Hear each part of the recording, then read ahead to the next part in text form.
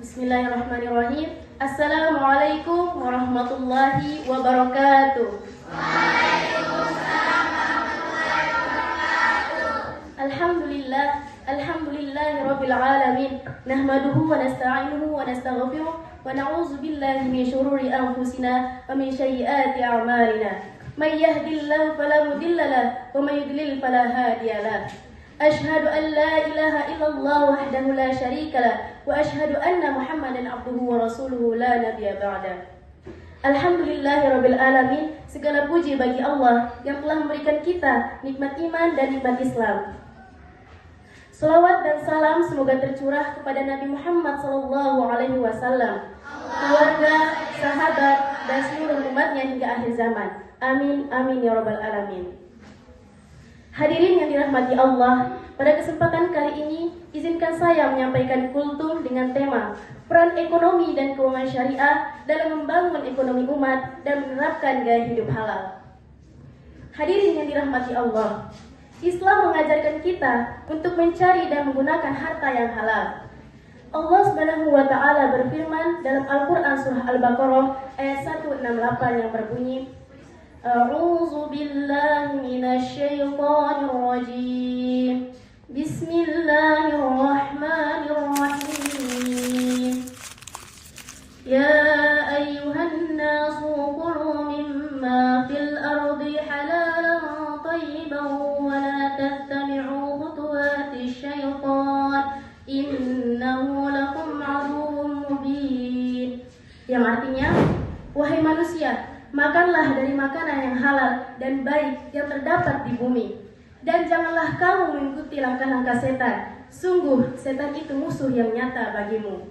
Quran Surah Al-Baqarah ayat 168. Hadirin sekalian, Islam juga melarang riba karena merusak keadilan ekonomi. Allah Subhanahu wa taala berfirman dalam Al-Quran Surah Al-Baqarah ayat 275 yang berbunyi, Wa ahallallahu al-bai'a wa harramar riba. Yang artinya Allah telah menghalalkan jual beli dan mengharamkan riba. Ayat ini menunjukkan bahwa Islam sangat mendukung kegiatan ekonomi yang adil seperti jual beli dan usaha, serta melarang riba yang menindas dan merugikan.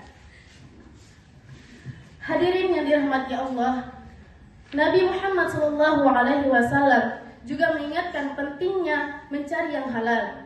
Beliau bersabda, Innal halal bayyinun wa innal harama bayyinun wa bainahuma umurun mushtabihatun la ya'lamuhunna katsirun minan nas. Yang artinya, sesungguhnya yang halal itu jelas dan yang haram itu jelas, dan di antara keduanya ada perkara yang samar yang tidak diketahui oleh banyak manusia. Hadis riwayat Bukhari dan Muslim. Hadis ini mengajarkan kita agar berhati-hati dalam mencari rezeki dan mengelola keuangan. Hadirin sekalian, ekonomi syariah memiliki peran besar dalam membangun ekonomi umat karena didasarkan pada prinsip yang pertama, keadilan. Yang kedua, kejujuran. Yang ketiga, bagi hasil. Yang keempat, tolong-menolong. Dan yang kelima, zakat, infak, sedekah, dan wakaf, atau biasa disingkat dengan zisbah. Dengan zakat, fakir miskin terbantu. Dengan wakaf, pesantren dan masjid dapat dibangun.